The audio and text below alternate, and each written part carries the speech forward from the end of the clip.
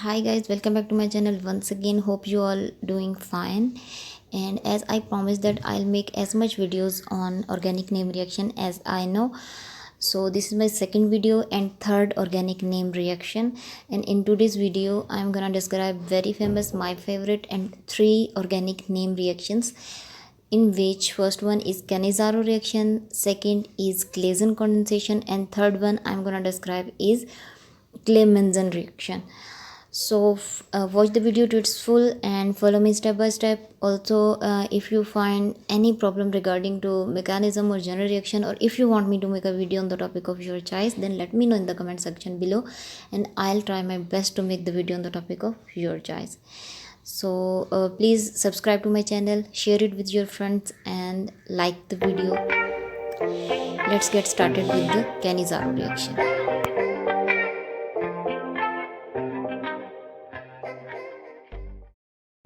So in general reaction of Cannizzaro reaction, we are gonna take an aldehyde, actually non-enolizable aldehyde, which means that on the aldehyde enolates cannot be formed, and those non-enolizable aldehydes will be converted to carboxylic acids and alcohols.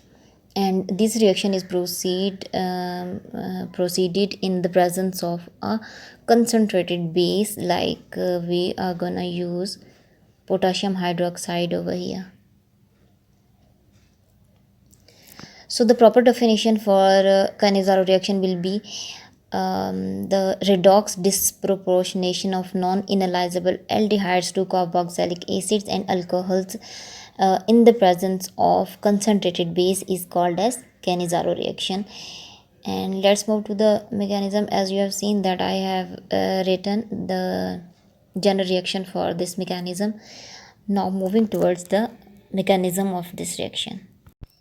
So for Cannizzaro reaction, we are gonna take, as I told you, that an aldehyde, non-enolizable aldehyde, and we are gonna use concentrated base potassium hydroxide, in which OH negative of that base will attack on that aldehyde and bond shifting will take place. Let me write it for you first.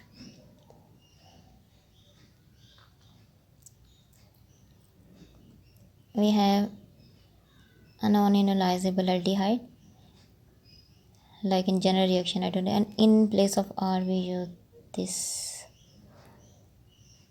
CpC, and OH negative of the concentrated base will attack on carbonyl, bond will be shifted on oxygen, and reaction will proceed like this.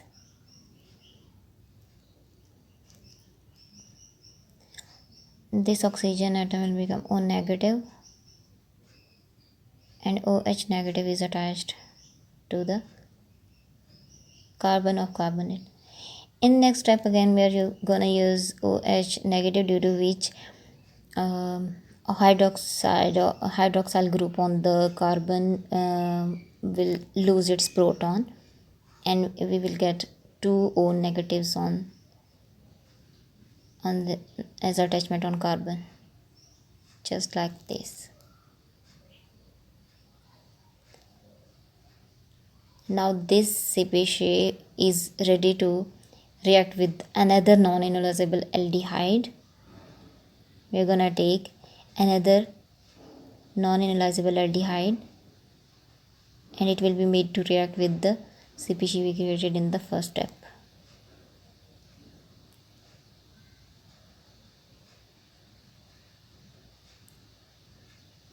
The compound we got in first step, I'm gonna write it here. It will react with the aldehyde again. One of the lone pair will be shifted here and this bond will react on carbonyl, and similarly bond will be shifted on oxygen, and we are gonna have carboxylic acid and alcohol. That are those are the products of Cannizzaro reaction.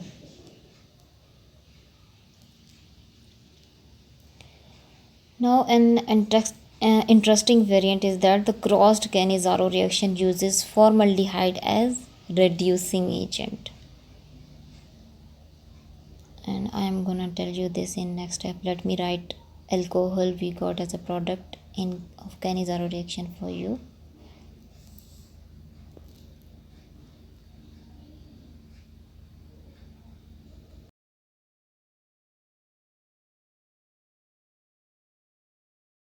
So as I told you that an interesting variant, the crossed Cannizzaro reaction, uses formaldehyde as a reducing agent because at the present times, various oxidizing and reducing agents can be used to carry out such conversions, and they give a really a higher yields. So that today the Cannizzaro reaction has the limited synthetic utility except for the above mentioned conversion of alpha ketoaldehydes, which I told you as a mechanism of this Cannizzaro reaction. And the Cannizzaro reaction should be kept in mind as a source of potential side products when aldehydes are treated under the basic conditions. So that is all for the Cannizzaro reaction with its, and this is its mechanism, and you can copy it. And then let's move to our next organic name reaction, that is Claisen condensation. So let's start our next organic name reaction, that is Claisen condensation. This is very easy, very useful and interesting topic. And let me write general reaction for you, and let me tell you its official definition. That is, the Claisen condensation is a reaction between esters containing alpha hydrogens, and this reaction is promoted by base such as we are going to use sodium ethoxide here, and it affords beta keto ester. So this is general reaction, its general definition.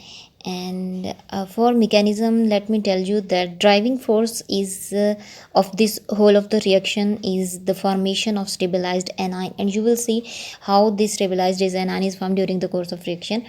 And this stabilized anion is formed formed is of beta keto ester. And if two different esters are used, and essentially and statistical mixture of all four products is generally obtained, and the preparation does not have high synthetic utility. So that is why it is very useful. That is why I said in the start that it is very useful, because it does not have any high synthetic utility. So, however, if one of the ester partner has inutilizable alpha hydrogens and the other does not, for example, aromatic esters or carbonates have, then the mixed reaction or a crossed Claisen can be synthetically useful. If the ketones, or in the case of nitriles, are used as the donor in this condensation reaction, beta diketone or beta ketonitrile is obtained respectively. In the case of ketones, it will be beta diketone, and in case of nitriles, it will be beta ketonitrile. So the use of a stronger bases, for example, sodium amide or sodium hydride, instead of using sodium ethoxide as we have used here, it can increase the yield, which means that if we use sodium hydride or sodium amide instead of sodium ethoxide, then yield will be increased. So the intramolecular version, if we see, of this reaction is also known as the Dickmann condensation. So that was all for the mechanism of the Claisen condensation. As you can see, it is very easy, and simplest steps are included, and we got the product of this mechanism of this reaction. And if you have any problem, please let me know in the comment section below, and I'll help you out with this.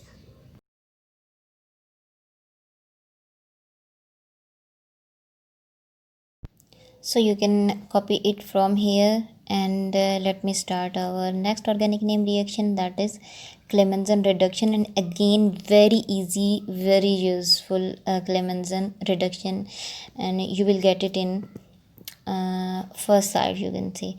And let's start Clemmensen reduction. In Clemmensen reduction, we again take a aldehyde and we actually snatch oxygen from it, you can say.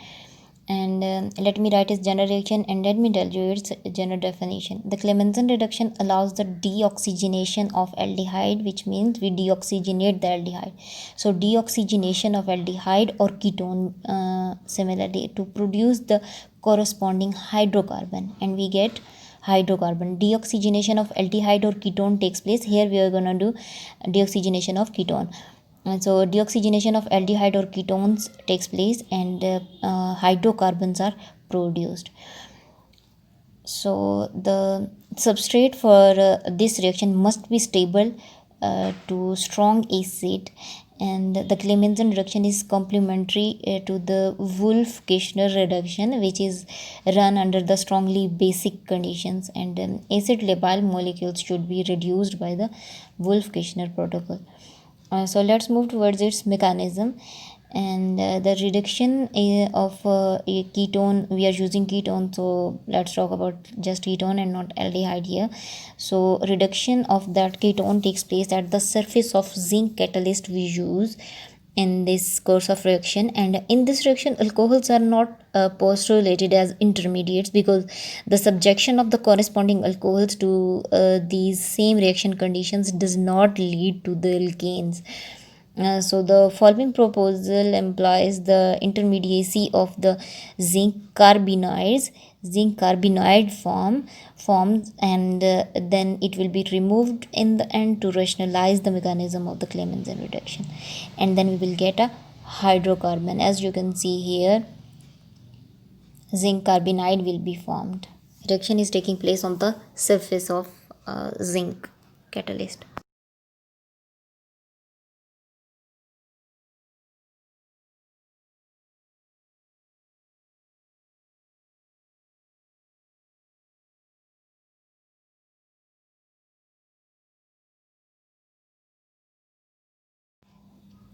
So in this step, zinc will be removed in the end. It was used as a catalyst, and hydrocarbon will be formed. We got hydrocarbon. So for today's video, this was last organic name reaction we discussed, and uh, wait for my next video in which I'm gonna describe another organic name reaction. And let's meet in next video. And if you liked the video, or if you found it useful, please give a big thumbs up and share it with your friends as much as you can. And subscribe to my channel, because it is absolutely free. And let's meet in the next video. Thanks for watching, and you can copy it from here. And thank you. Bye bye.